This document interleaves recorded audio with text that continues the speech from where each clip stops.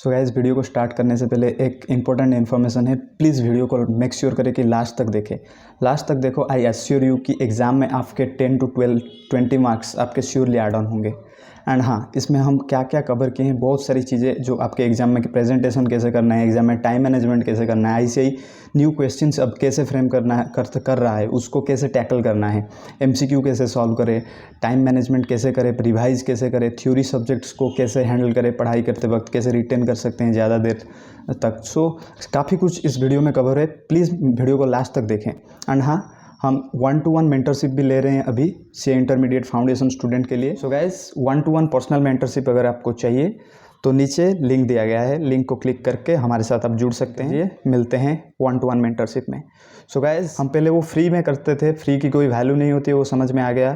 तो बहुत छोटा सा नॉमिनल फ़ी हम चार्ज कर रहे हैं वो मेंटरशिप के लिए। सो गाइस, अगर वीडियो अच्छा लगा तो वीडियो को लाइक कर दीजिए, चैनल को सब्सक्राइब करके रखें और बेल आइकन को दबा दीजिए, ताकि ऐसे नए इन्फॉर्मेटिव वीडियो, नए पॉडकास्ट में लाता रहूँगा, आप तक वो नोटिफिकेशन पहुँचता रहेगा। So guys, let's start the videos. ऐसे ही ऐसा गेम खेलता है कि वो पहला क्वेश्चन आपको देगा जो बहुत डिफिकल्ट होगा। तुम देख के तुम्हारा पसीना छूट जाएगा, हाथ पैर कांपने लगेगा। फिर तुम्हारा बाकी जो आता भी है इजी क्वेश्चन वो बाद में होगा, वो तुम सॉल्व नहीं कर पाओगे। सो अब एक गेम ऐसे क्या करता है, एक बता रहा हूँ। कोई कोई क्वेश्चन में ऐसे जानबूझ के गलत क्वेश्चन डाल देता है। वैसे कि बच्चे वहां पे अटक जाते हैं, वो क्वेश्चन 1 घंटा लेके करते हैं उसको सॉल्व। देन बाकी पेपर उनका छूट जाता है। तो जो question. Hello everyone, audio video clear है क्या? एक बार तुम सब दे दो। Yes, sir, everything clear. Yes sir. Okay okay, ठीक है। फर्स्ट मैं मेरा इंट्रोडक्शन दे देता हूँ। My name is Subhashis Nayak and I am currently a CA final student. I appeared for the CA final exam this November 2024, and I'm eagerly waiting for the results. So many of you might find theory subject boring, but they play a crucial role in determining your result in CA intermediate as well as CA final. So especially subjects like audit and law. I scored an exemption in the CA intermediate law paper, and I'm here to guide you on how to maximize your scores in theory subjects and many more. So I'm passionate about sharing my knowledge and helping other CA aspirants, whether it's about study techniques, managing stress, or exam strategies. I'm here to provide guidance to help you succeed. So let's start together. मैं बता दूं, हमारे साथ जुड़ने वाले हैं CA में प्रदीप कुमार साहू, जो कि क्वालिफाइड सीए में हैं। एंड वो अभी सीए फाइनल का एग्जाम दिए हैं, वो अभी सीए बनने वाले हैं इस बार। उनका एक ग्रुप क्लियर है, आईबीएस का पेपर भी एग्जाम है। So he will share some insights with you guys. So start करते हैं अभी हमारा सेशन। म्यूट करके रख सकते हैं। जब आपका क्वेश्चन आंसर सेशन थोड़ा लास्ट में लेंगे, तब आप अनम्यूट करके क्वेश्चन पूछ सकते हो। एंड गैस बता दूं कि मेरा हिंदी उतना अच्छा नहीं है, आज मैं उड़ीसा से हूँ। सो थोड़ा गैस मैनेज कर लेना। So I am sharing my screen here. Okay. ये सेशन में मैं कुछ टिप्स बताने वाला हूँ। ऐसा नहीं है कि आपको कुछ भी नहीं पता है, आपको हो सकता है कुछ टिप्स इसमें से कुछ टेक्निक्स पता हो। बट मैं जो भी अगर 20 चीज बता रहा हूँ, कम से कम आपको 5 या 10 चीज ऐसे जो नए आपको सीखने को मिलेगा। एंड ये अपकमिंग एग्जाम में आपके 10 to 20 marks surely add on करके देगा, ये मैं आपको एश्योर करता हूँ। सो पहले हम एक वन बाय वन जाएंगे, preparing for the exams. Exam के लिए हम प्रिपेयर कैसे करें? Prioritise high weightage topics. आपको पता होगा कि आईसीआई वेटेज डिक्लेयर किया है अपने वेबसाइट्स पे कि किस टॉपिक से कितने मार्क का वेटेज आता है। तो वो दिमाग में रख के जब भी तुम रिवाइज करना स्टार्ट कर रहे हो, वो चैप्टर्स को पहले निपटाओ, क्योंकि वो ज्यादा वेटेज कैरी करते हैं एग्जाम में। एंड आईसीआई की वेबसाइट से ही वो वेटेज लेना है, इधर उधर से मत लेना है, यूट्यूब में कोई कुछ भी बता सकता है। सो देन आईसीआई इस एग्जाम में आपने सीए फाइनल में देखा होगा कि नए तरह के क्वेश्चन पूछ रहा है, मतलब रिपीट नहीं कर रहा है वो क्वेश्चन। सो इसको टैकल करने के लिए क्या करना पड़ेगा? पहले तो आईसीआई की स्टडी मटेरियल को हमको अच्छे से पढ़ना पड़ेगा। आईसीआई स्टडी मटेरियल को अच्छे से कर लोगे तो स्टडी मटेरियल से ही क्वेश्चन आएगा। वो क्या करता है कि एक क्वेश्चन से कुछ पॉइंट्स लेता है, दूसरे अलग क्वेश्चन से कुछ पॉइंट लेता है तो मर्ज करता है। तो आईसीआई के स्टडी मटेरियल में ग्रिप होगा तो you can handle it. And conceptual clarity रहना चाहिए। ऐसा नहीं कि कुछ रट के चले गए प्रॉब्लम्स, वैसा नहीं होगा। कॉन्सेप्चुअल क्लैरिटी रखना पड़ेगा। एंड ये भी सबको पता होगा कि डिफिकल्ट जो पहली रिवीजन आप कर रहे हो तो डिफिकल्ट पॉइंट्स को हाईलाइट करते जाओ।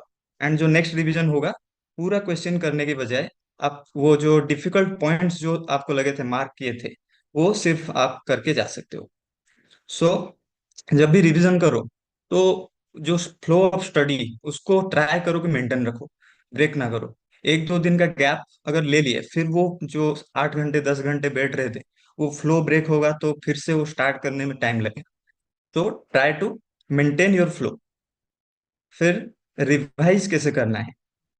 सो काफी सारे स्टूडेंट्स का डाउट आता है कि रिवाइज हमको कितनी बार करना चाहिए एग्जाम से पहले।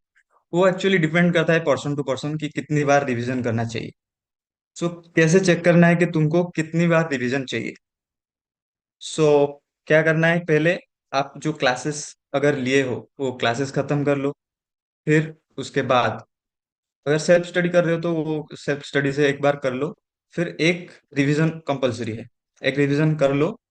देन एक रिवीजन के बाद ट्राई करो कि आईसीआई का जो पीपी एमटीपी होता है, एक बैठ के खुद से सॉल्व करो। तुम्हें पता चलेगा कि तुम कहाँ पे लैग कर रहे हो एंड किस चीज पे तुम्हें ध्यान देने की जरूरत है। नेक्स्ट रिवीजन में उस पे और ज्यादा फोकस करो। ठीक है, ऐसे तुम्हें पता चलेगा कि तुम्हें कितने रिवीजन चाहिए। अगर आरटीपी एमटीपी आसानी से तुम्हारे सॉल्व हो रहा है, so you need to revise less. So guys, theory subjects को लेकर काफी क्वेश्चंस आते हैं कि थ्योरी कैसे करें। ऑडिट में आपको पता होगा फाइनल में मतलब 50% से ज्यादा बच्चे फेल होते हैं सिर्फ ऑडिट की वजह से। सो ऑडिट को कैसे पढ़ना चाहिए? एक टेक्निक है, डेली कंपाउंडिंग रिवीजन टेक्निक। वो क्या होता है, तुम डेली आज जो पढ़े फिर उसको रात को सोने से पहले एक बार रिवाइज करके सो जाओगे। अगर 1 घंटा पढ़े तो हार्डली रात को 20 मिनट आपको लगेंगे रिवाइज करने में। फिर रिवाइज करके सोओगे, फिर सुबह उठ के फिर वही जो पढ़ा हुआ कल सुबह उसको फिर 10 मिनट लगेंगे, ऐसे रिवाइज करना चाहिए। सो गैस, ऐसे रिवाइज करोगे तो याद रह जाएगा। पहली बार में याद नहीं रहेगा। एंड पहली बार में मतलब फोकस नहीं करना है कि सब कुछ याद हो जाएगा, रट लूंगा, ऐसा नहीं होगा। पहली बार एक रीडिंग मारो, उसको छोड़ दो। फिर दूसरी बार रात को एक रीडिंग मारो, फिर तीसरी बार, ऐसे डेली कंपाउंडिंग होगा तो अपने आप वो याद रह जाएगा तुम्हारे मेमोरी में। एंड वो कभी जल्दी भूलोगे नहीं। ठीक है गाइस। एंड थ्योरी में क्या कर सकते हो, तुम ऑडियो रिविजन्स सुन सकते हो। ये बहुत अच्छा टेक्निक है। जब तुम फ्री टाइम हो, कहीं वर्कआउट कर रहे हो, कुछ भी कर रहे हो जो तुम्हें लग रहा है कि टाइम थोड़ा वेस्ट हो रहा है, सो उस टाइम में क्या ऐसा कर सकते हो, हेडफोन लगा के तुम ऑडियो रिवीजन सुन सकते हो। इससे तुम्हें वो टाइम भी बच जाएगा एंड तुम्हारा रिवीजन भी एक बार हो जाएगा। सो ये टेक्निक मैं अप्लाई किया था, मैं इंटर में लॉ में एग्जामेशन लाया था। सो मैं क्या करता था, सोने जाता था तब ईयरफोन लगा के ऑडियो रिवीजन सुन सुन के सोता था तो रिवीजन अच्छे से हो जाता था। तो वो याद आता है एग्जाम में, वो जो सुने हो वो तुम्हें याद आ जाएगा। सो एंड थ्योरी में क्या करना है, तुम खुद से हैंड रिटन नोट्स बनाओ, कंसाइज नोट्स बनाओ, जो कि एग्जाम से पहले तुम उससे पढ़ के जा सकते हो। नहीं तो एग्जाम के 1.5 दिन में वो सब सब कुछ कवर करके जाना बहुत मुश्किल है। खुद से अगर हैंड रिटन नोट्स बनाए होगे तो वो तुम्हें काफी हेल्प करेंगे। And don't change the notes at the last moment. जिस सर के नोट्स को फॉलो कर रहे हो या खुद का नोट फॉलो कर रहे हो उसी को स्टिक करो लास्ट तक। क्योंकि अगर एक पेज को तुम बार बार पढ़ोगे तो वो पिक्चोरियल मेमोरी में भी सेव होके रह जाएगा। सो ये काफी हेल्प करेगा। कुछ मतलब स्टूडेंट्स होते हैं कि लास्ट मोमेंट पे कोई दूसरे सर का नोट्स रेफर कर लिया, ये हेल्पफुल नहीं रहता है। And mock test paper and past paper ये तो कंपलसरी है, आपको अटेंड करना ही करना है। एंड जो भी मॉक टेस्ट पेपर दिए, जो सब्जेक्ट में आपको लग रहा है इस पे काम करने की जरूरत है, इसमें थोड़ा वीक है, सो उसको ज्यादा टाइम अलॉट करो। फिर टाइम मैनेजमेंट में आते हैं। Prioritise your work. Time management, बच्चे कंप्लेन करते हैं कि टाइम नहीं होता, टाइम नहीं होता। ये करो कि सुबह जब भी आप उठते हो, तो पहले सेशन स्टडी को दो, एक सेशन कंप्लीट करके उठो, फिर देखना दिन बहुत अच्छा प्रोडक्टिव जाएगा। प्रायोरिटाइज करो अपने वर्क को। And mobile phone, social media, जब भी पढ़ाई करते हो मोबाइल फोन को आउट ऑफ साइट रखा करो। सोशल मीडिया, एग्जाम से जो 2 महीने होंगे रिवीजन का टाइम, वो सब मतलब जितना कम हो सकता है कम यूज करो। सोशल मीडिया बहुत सारा डिस्ट्रैक्शन लाता है। देन स्टडी रिवीजन टाइम में क्या करना है तुम्हें, डेली टारगेट्स बनाना है। एक नोट्स रखना है, उसमें डेली टारगेट्स बनाना है, कितना पढ़ना है। वीकली टारगेट बनाओ, फिर डेली बनाओ, डे में कितना पढ़ना है उसको अचीव करते जाओ। ऐसा नहीं होगा कि हर बार अचीव हो जाएगा, जो कुछ बचा फिर नेक्स्ट डे में उसको सेटअप करो। ऐसे तुम्हारा एक मेंटेन रहेगा targets. During study small break लिया करो, 5 मिनट 10 मिनट का, उससे माइंड रिफ्रेश रहेगा एंड रिटेन करने में हेल्प करेगा वो। सो देन आते हैं answering theory questions. Theory question में क्वेश्चन को अच्छे से एग्जाम में पढ़ना पड़ेगा। ये गलती करते हैं बच्चे, क्वेश्चन को मतलब अच्छे से ऊपर ऊपर से पढ़ लिए, कोई स्किप कर, आंसर में कुछ पूछा है उसको स्किप कर लिए, कुछ अलग ही लिख के आ गए। सो क्वेश्चन को पहले अच्छे से टाइम दे के पढ़ो, फिर देखो वो क्या पूछा है, एक्सप्लेन एनालाइज कमेंट क्या पूछा है, वो उस हिसाब से आपको आंसर देना है। Structure of presentation. Presentation law and audit में आपको पता है कैसे देना है। पहले प्रोविजन लिखना है एज पर द सेक्शन। ये जो सेक्शन अगर आता है तो कोट करो, नहीं आता है तो छोड़ दो। अगर कोट करोगे तो एक अच्छा इंप्रेशन जाएगा एग्जामिनर को। सो प्रोविजन लिखे। फिर fact of the question, question में क्या क्या दिया है फैक्ट, उसको लिखो। फिर ये गलती बच्चे करते हैं कि ये नहीं लिखते हैं, वो प्रोविजन को क्वेश्चन के साथ कनेक्ट करो, चाहे एक लाइन में 2 लाइन में हो, कनेक्ट करो, देन कंक्लूजन अपना दो। ठीक है। देन क्वेश्चन को ट्राई करो नीट एंड क्लीन रखने की। एक पॉइंट गया, एक लाइन छोड़ दो, फिर दूसरा पॉइंट स्टार्ट करो। एग्जामिनर को मतलब अच्छा लगना चाहिए देख के, वो फिर मार्क देगा। नहीं तो मेसी, बहुत मेसी हो जाएगा तो वो भी चिढ़ के कुछ भी कर सकता है। ठीक है। Then reference to the section अगर आता है, मैं तो सजेस्ट करूंगा कि रेफरेंस ऑफ द सेक्शन देना चाहिए, अच्छा इंप्रेशन जाएगा डेफिनेटली। देन अननेसेसरी पॉइंट मत लिखो, जहां पे आता है तुम्हें कुछ पॉइंट टू पॉइंट लिखो। एग्जामिनर सिर्फ पॉइंट कीवर्ड्स का ही मार्क देता है। ऐसा नहीं कि कुछ भी लिख दिए बीकॉम की तरह वो मार्क देगा, वैसा नहीं देता है ऐसे ही। सिर्फ जो पॉइंट वो पूछा है उसी पे स्टिक करो, वो मार्क देगा। 4 पॉइंट पूछा है, तुम 4 ही पॉइंट लिख के आ जाओ 4 लाइन में, वो 4 मार्क दे देगा। नहीं कि पेज भरना है, वैसा कुछ नहीं है। Then solving practical questions. Practical question में देखते हैं हम कि एफआर हो गया फाइनल में, एंड इंटर में जो एएस है हमारे अकाउंटिंग, एडवांस अकाउंटिंग में, वहां पे थ्योरी भी कुछ लिखना पड़ता है। वैसे मतलब हमको कैसे पता चला है कि कौन से क्वेश्चन में थ्योरी लिखना है, कौन से क्वेश्चन में सिर्फ कंप्यूटेशन करना है। वो क्वेश्चन के लास्ट लाइन में तुमको पूछा होगा, अच्छे से पढ़ना होगा क्या पूछा है। कंप्यूट, कैलकुलेट, कंप्यूट और कैलकुलेट लिखा है तो सिर्फ तुम वो कैलकुलेशन पार्ट करके आ सकते हो। ये गिव जर्नल एंट्री पूछा है तो सिर्फ जर्नल एंट्री दे के आ सकते हो। अगर एक्सप्लेन, गिव कमेंट या एनालाइज लिखा है तो वहां पे तुम्हें वो प्रोविजन कुछ लिखना पड़ेगा अपने मन से ही। चाहे ये थ्योरी सब्जेक्ट है नहीं कि तुम्हें कीवर्ड मैच करना है, अपने मन से जो भी तुम्हें याद है, कॉन्सेप्ट तो समझे होगे, तो वो अपने मन से 2-3 लाइन ऐड करके लिखो, फिर अपना जो कैलकुलेट कंप्यूटेशन जो भी है करके आओ। देन अगर तुम्हें कोई क्वेश्चन एंड तक नहीं भी आता है, उसे छोड़ने की बजाय उसको सॉल्व करके आओ, क्योंकि स्टेप मार्क आईसीआई रेगुलरली देता है, ये पता है हम। आईसीआई स्टेप मार्किंग देता है। ठीक है। एंड जब भी बैलेंस शीट वगैरह बनाते हो तो एक्स्ट्रा स्पेस लेके छोड़ के रखो। कट वगैरह होगा तो वहां पे एडजस्ट हो सकता है, नहीं तो पूरा मेसी हो सकता है। ठीक है। एक्स्ट्रा स्पेस एसेट साइड हो गया, फिर नीचे कुछ स्पेस छोड़ दिए, फिर लाइबिलिटी लिखे। ठीक है। फिर एग्जाम में हमें टाइम मैनेजमेंट कैसे करना है। allocate time per question based on marks, decide how much time you will spend on each questions। जैसे कि पता है हमको 1.8 मिनट्स ही मिलता है फॉर मार्क्स। सो उस हिसाब से एक 10 मार्क्स का क्वेश्चन को हम 18 मिनट्स ही अलॉट कर सकते हैं। थोड़ा बहुत तो इधर उधर हो सकता है, चलेगा। बट अब एक गेम आईसीआई क्या करता है, ये एक बता रहा हूँ। कोई कोई क्वेश्चन में आईसीआई जानबूझ के गलत क्वेश्चन डाल देता है, वैसे कि बच्चे वहां पे अटक जाते हैं, वो क्वेश्चन 1 घंटा लेके करते हैं उसको सॉल्व, देन बाकी पेपर उनका छूट जाता है। तो जो क्वेश्चन नहीं हो रहा है उसको तुरंत वहीं पे छोड़ के नेक्स्ट क्वेश्चन को शिफ्ट हो जाओ, नहीं तो तुम्हारा पेपर आखिरी में छूटना ही छूटना है। वैसे तो ऐसे ही लेंदी पेपर देता है, आपको पता होगा।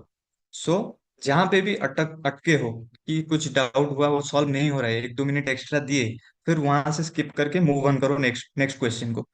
एंड हो सकता है तो बफर टाइम लास्ट को 15-20 मिनट रखो, जो नहीं हुआ उसको फिर बाद में देख देख सकते हो लास्ट में। Then presentation tips. So presentation क्या करना है, अच्छे से नीट एंड क्लीन रखना है। हैंड राइटिंग ट्राई करो अच्छा हो। वैसा नहीं है कि हैंड राइटिंग मेरा बहुत बुरा है तो मार्क्स नहीं मिलते हैं। थ्योरी सब्जेक्ट्स में आपको मार्क्स हर सब्जेक्ट में मिल जाते हैं, ऐसे ऐसे कीवर्ड देखता है। एंड वो वर्ड मतलब रीडेबल होना चाहिए।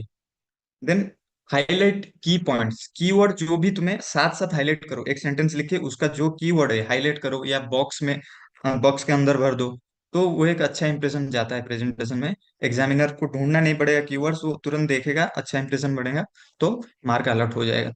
सेक्शन हो गया, फॉर्मूलाज कुछ लिखे, सेक्शन उसको जरूर से अंडरलाइन करो या बॉक्स के अंदर डाल के आओ। अवॉइड ओवर राइटिंग और स्ट्राइकिंग आउट।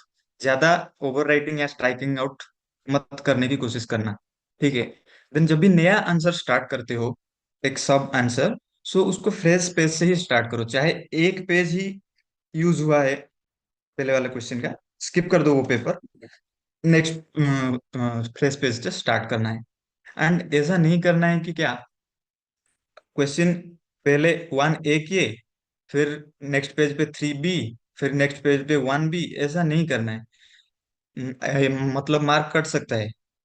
क्या करना है आपको, 1B 2B कर किए पहले, फिर उसके बाद 2A कर सकते हो, फिर 2C कर सकते हो। 2 नंबर का सब पॉइंट उधर उधर कर सकते हो, लेकिन एक 1A 3B 1B ऐसा मत करना। एंड एक एक टिप्स बताता हूँ, अगर थ्योरी सब्जेक्ट्स में लाइक ऑडिट, ये एक एग्जाम पेपर से मैं उठाया हूँ, ठीक है, सर्टिफाइड कॉपी है। सो ऑडिट में एक आंसर क्वेश्चन पूछा था कि factor affecting acceptability of the applied criteria. So आपको क्या करना है, अगर आपको आंसर नहीं पता है, छोड़ के आने की बजाय जितने भी आपको नॉलेज है, ये चार चार मार्क्स के लिए क्वेश्चन पूछा था, देखो ये 13 पॉइंट्स लिख के आया है, मतलब उसको मालूम नहीं है आंसर क्या है, बट वो 13 पॉइंट्स खुद से जितना भी नॉलेज है खुद को लिख के आया है। आईसीआई का 2 पॉइंट यहाँ पे मैच हो गया। सो देखो 2 मार्क्स आपको यहाँ पे मिल गया है, ठीक है। सो छोड़ के आने के बजाय उसको कुछ भी जो भी आपका नॉलेज है वो लिख के आ जाओ, ऐसे ऐसा नहीं कि मार्क काट देगा ज्यादा लिख दिए। जो क्वेश्चन में नहीं आता है तो ये करना चाहिए सिर्फ। फिर एमसीक्यू, एमसीक्यू को कैसे हैंडल करना चाहिए। बहुत सारे बच्चे पूछते हैं कि एमसीक्यू पहले कर ले या बाद में करें या कहाँ करें। एमसीक्यू मैं सजेस्ट करूंगा कि पहले तुम सब्जेक्टिव का दो बेस्ट तुम्हें जो आता है वो पहले सॉल्व कर लो, फिर उसके बाद एमसीक्यू उठाओ। क्योंकि पहले एमसीक्यू हमारा माइंड उतना सब फंक्शन में एक्टिव नहीं होता है, सो एमसीक्यू हैंडल करने में पहले उठाओगे तो दिक्कत हो सकता है। फिर एमसीक्यू अगर टफ आ गया तो वो इम्पैक्ट कर सकता है तुम्हारे बाकी के सब्जेक्टिव पेपर को भी। सो एमसीक्यू को हमेशा दो सब्जेक्टिव सॉल्व करने के बाद ही उठाओ। एंड एमसीक्यू को अच्छे से पढ़ो, कहाँ पे नॉट लिखा है, कहाँ पे मोस्ट अप्रोप्रिएट लिखा है। सो ऐसे ही ज्यादातर क्वेश्चन में पूछता है नॉट वाले, वो बच्चे स्किप करते हैं तो आंसर गलत करके आ सकते हैं। सो ये ध्यान में रखना है, कहाँ पे नॉट लिखा है उसको हाईलाइट कर लो, फिर क्वेश्चन को ऑप्शंस को पढ़ो, ठीक है। देन एलिमिनेशन मेथड आपको पता होगा, read the question and options carefully, eliminating the obviously incorrect answer. अगर आंसर तुमको पता है तो पहले उसको सॉल्व कर लो। अब तो फिर अभी ऐसे ऐसा ऑप्शंस पूछ रहा है कि मतलब काफी कंफ्यूजिंग ऑप्शन। सो तुम्हें क्या करना है, पहले इनकरेक्ट ऑप्शंस जो है उसको एलिमिनेट करते जाना है, फिर तुम अप्रोप्रिएट जो सही लग रहा है उसको टिक करके आ सकते हो। देन वही बताया, avoid too much time, spending too much time on one question. ऐसे ही ऐसा अगर ये फाइनल में भी किया है कि क्वेश्चंस वो गलत डालता है एमसीक्यू में जानबूझ के, कि बच्चे यहाँ पे फंसे। बहुत सारे बच्चे एक ही एमसीक्यू को पकड़ के बैठ जाते हैं 20 मिनट 30 मिनट 2 मार्क के लिए, तो बाकी पेपर छूट जाता है। ऐसा नहीं करना है। जो एमसीक्यू में आप अटके 1-2 मिनट एक्स्ट्रा दे सकते हो, फिर उसको स्किप करके छोड़ के आगे बढ़ो, फिर दूसरे क्वेश्चन सॉल्व करो। देन देखो, ये अभी नवंबर अटेम्प्ट में आया था, सीए फाइनल में, ऑडिट में। मैं ये बता रहा हूँ कि अगर, मतलब ऐसा नहीं है कि तुम्हें सब आता है। अगर तुम्हें कोई क्वेश्चंस नहीं आता है कुछ भी, सो उस केस में छोड़ के आने या तुक्का मार के आने से अच्छा है कि थोड़ा लॉजिकल वे में उसको सॉल्व करके आ सकते हैं। अगर ये देखो, इस क्वेश्चन ने पूछा है कि टैक्स हेवन में कुछ ट्रांजेक्शन हुआ है सिग्निफिकेंट रिलेटेड पार्टी के साथ। सो ये मुझे पता था कि फ्रॉडुलेंट फाइनेंशियल रिपोर्टिंग ही है। सो ये नहीं पता था कि ये रैशनलाइजेशन है कि इंसेंटिव प्रेशर है, क्या परसिव्ड अपॉर्चुनिटी है। फिर ऑप्शन देखा। सो परसिव्ड अपॉर्चुनिटी यहाँ पे 2 बार लिखा हुआ है। सो यहाँ पे परसिव्ड अपॉर्चुनिटी ही होगा उसका आंसर। ठीक है। सो इस हिसाब से मैं financial fraudulent financial reporting and perceived opportunity, ये इस बार मैं करके आया। ठीक है। सो इस हिसाब से ये आंसर भी सही हो गया। इसका आंसर मतलब मुझे पता नहीं था अच्छे से। देन और एक एमसीक्यू उठाते हैं फाउंडेशन से। सो यहाँ पे पूछा है कि all electricity demand is inelastic and electricity charges increases, which of the following is likely to occur. इसका आंसर मुझे पता भी नहीं था। ठीक है। देखो, ऑप्शंस को ठीक से पढ़ो कि कौन से ऑप्शंस रिलेटेड हैं यहाँ पे। तो ये देखो, यहाँ पे रिलेटिवली है। ये टेक्निक सिर्फ अप्लाई करना है जिसमें तुमको आंसर्स नहीं पता है। कुछ भी हाथ पैर सारा मार लिया, कुछ भी आंसर नहीं पता है, स्किप करके आने से बेहतर है ये टेक्निक अप्लाई करो। नहीं कि हर क्वेश्चन में ये लगाओ। ये नहीं करना है। हर क्वेश्चन में ये मतलब सही नहीं हो सकता। जो क्वेश्चन तुम स्किप करने वाले हो या आंसर तुम्हें कुछ भी उसका पता नहीं है, तो ही ये टेक्निक अप्लाई करना। ठीक है। देखो, रिलेटिवली रिलेटिवली लिखा है, तो इसमें ये दोनों में से ही आंसर होगा। ठीक है। बाकी ये एंड सी एंड डी, ये स्किप कर दिया मैंने। बाकी अभी चांसेस है कि ये दो में से कोई आंसर होगा। तुम करके कुछ भी आ सकते हो। चांसेस अगर 50% अभी गलत, मतलब सही होने का चांसेस 50% हो गया। अगर चार में से कोई टिक करते, सही होने का प्रोबेबिलिटी तुम्हारा 25% ही रहता। तो इसमें आंसर बी है। सो तुम रिलेटिव ये से देख के कर सकते हो। फिर एंड जो क्वेश्चन में तुम्हें कुछ भी नहीं आता है एंड वो ऑप्शन में ऑल ऑफ द एबव है, सो तुम वहां पे ऑल ऑफ द एबव टिक करके आ सकते हो। ये सिर्फ डिस्क्लेमर में दे रहा हूँ। जो क्वेश्चन आपको कुछ भी नहीं आता है, वो क्वेश्चन आप छोड़ने वाले हो या सिर्फ तुक्का मार के आने वाले हो, ये करना। ऑल द एबव दिया हुआ है, सो ऑल द एबव करके आ सकते हो। And lastly guys, stay calm during the exam. It is all about the game of staying काम एंड पॉजिटिव। आईसीआई ऐसा गेम खेलता है कि वो पहला क्वेश्चन आपको देगा जो बहुत डिफिकल्ट होगा। तुम देख के तुम्हारा पसीना छूट जाएगा, हाथ पैर कांपने लगेगा। फिर तुम्हारा बाकी जो आता भी है इजी क्वेश्चन, वो बाद में होगा, वो तुम सॉल्व नहीं कर पाओगे। सो ये एक स्ट्रैटेजी है कि पहले 15 मिनट में पहला क्वेश्चन देखना ही नहीं है, वो तो करना ही है। तो पहला क्वेश्चन देखना ही नहीं है, दूसरा क्वेश्चन में जाओ, जो तुम्हें पहले आता है वो सॉल्व करो। एंड हाँ, पैनिक नहीं करना है। मैं क्या करता था पर्सनली, मैं जब एग्जाम हॉल में बैठने जाता था क्वेश्चन पेपर मिलने से पहले, मैं जो भी भगवान को आप मानते हो उनको थोड़ा याद कर सकते हो, मैं हनुमान चालीसा का चैंट करके फिर पेपर रिसीव करके वो पढ़ता था। इससे मेरे मेरे को मतलब कॉन्फिडेंस मिलता था एंड पॉजिटिविटी फील होती थी। ठीक है। एंड स्टार्टिंग 15 मिनट में वही तुम्हें मार्क करना है कि कौन सा क्वेश्चन करना है या कौन सा क्वेश्चन स्किप करना है। पहले क्वेश्चन को मत देखना ही नहीं है क्योंकि वो तो करना ही है कंपलसरी। बाकी के जो क्वेश्चंस है उसमें से देखो तुम्हें कौन सा क्वेश्चंस नहीं आता है, वो क्वेश्चंस को स्किप करना है, वो मार्क कर लो। So it's all about confidence. Be confident, don't panic, you will cross the line, I assure you.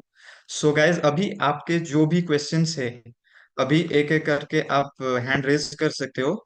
सो मैं सी हमारे साथ जुड़े हैं सीए में प्रदीप कुमार साहू। सो वो अभी सीए भी बनने वाले हैं, अभी नवंबर में एग्जाम दिए हैं। सो वो आपके सारे क्वेरीज को भी हैंडल करेंगे। शेयर ऑफ कर देता हूँ, एक सेकेंड। हाँ, सो गैस, कोई किसका क्वेरी है?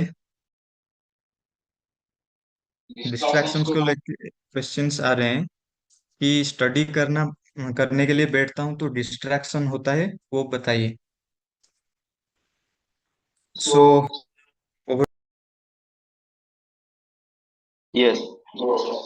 Hi everyone. So this is commonly asked question. You cannot maintain your consistency during your preparation. तो इसमें क्या करना है? तो आपको ये करना है कि शॉर्ट टर्म आपको प्रोविजन करना है। मतलब शॉर्ट टर्म आपको मतलब कौन सी इस वीक में क्या क्या टारगेट है उसको पहले आप कवर करना है। एक शॉर्ट टर्म करना है और फिर एक लॉन्ग टर्म करना है।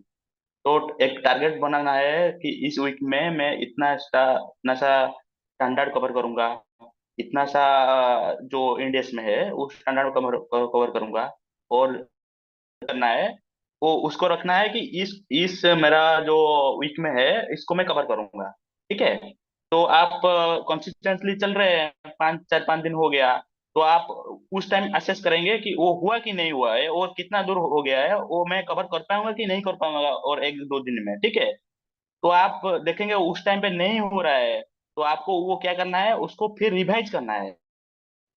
तो आपको क्या करना है, टेम्परली जो आप किए थे, जो आपका जो टारगेट हुआ था वो जो इस वीक के लिए, तो उसको फिर आप 4-5 दिन के बाद आपको असेस करेंगे वो कंप्लीट हो पाएगा कि नहीं हो पाएगा।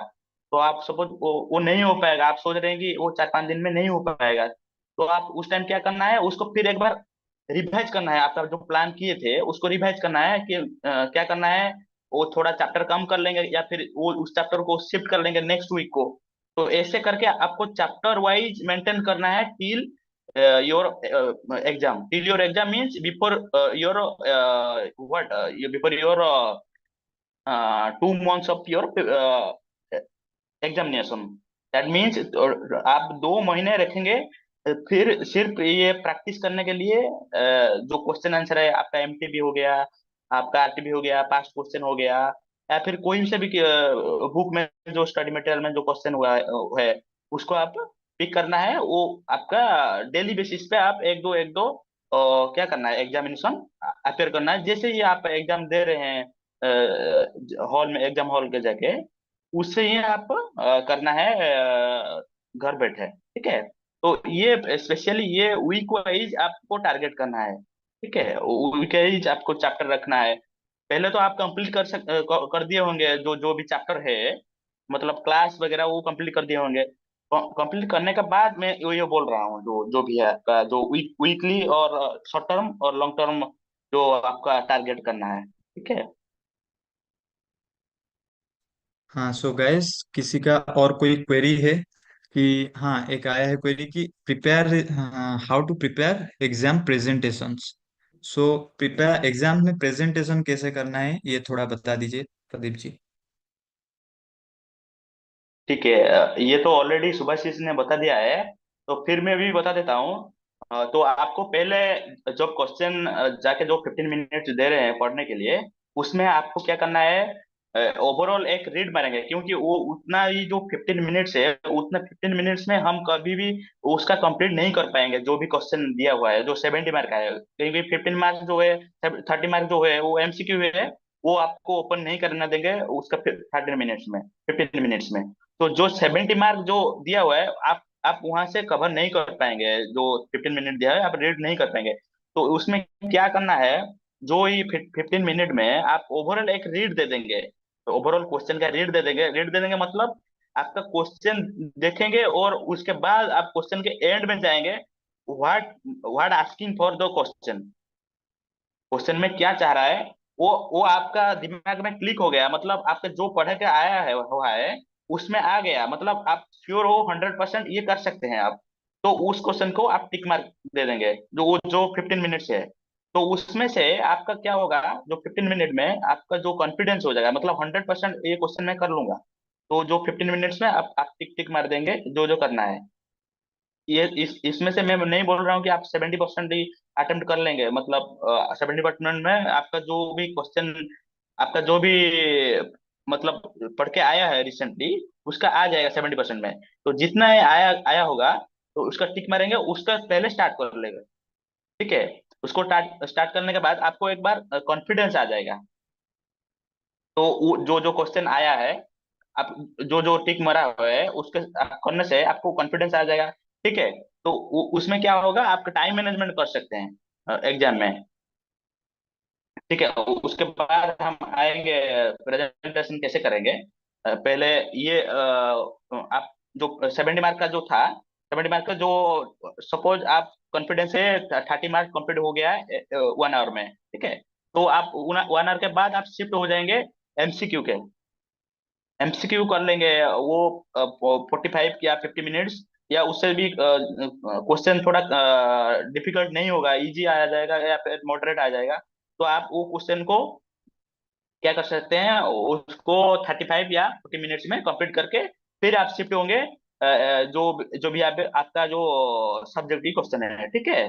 तो आपका जो पहले जो 1 आवर एंड 30 मिनट्स में जो भी आपका कंप्लीट हुआ होगा, तो उसमें से आपको एक कॉन्फिडेंस आ जाएगा, या फिर आपको आ जाएगा कि मेरा एटलीस्ट मैं पास हो जाऊंगा। ठीक है।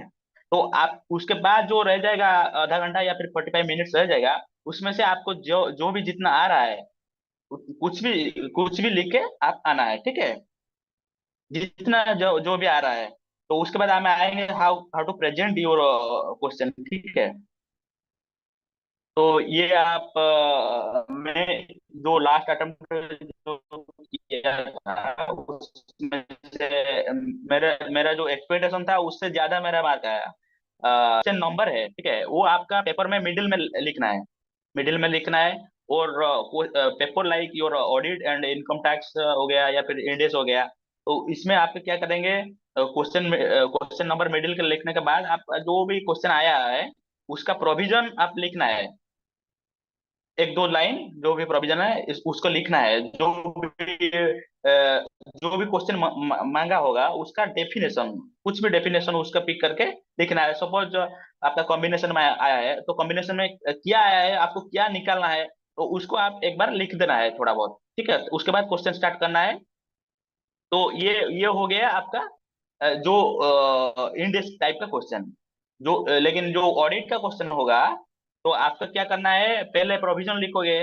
तो उसके बाद आपका क्वेश्चन में क्या मंगा है, तो उसका क्या जजमेंट होगा, आपका जो जजमेंट होगा उसके सेकंड पैरा में उसको लिखेंगे। ठीक है।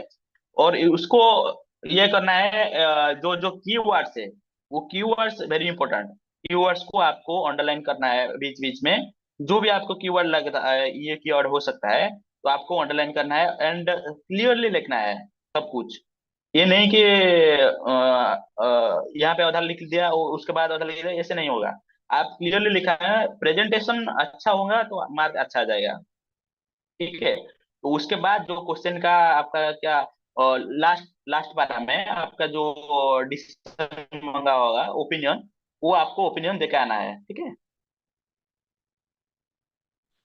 So thank you Pradeep ji. अब कोई किसका कोई क्वेरी हो तो वीडियो ऑन करके सिंपली वो पूछ सकते हैं, नहीं तो हम इस सेशन को वाइंड अप करेंगे। किसी का कोई भी डाउट्स हो वो अभी पूछ सकते हैं।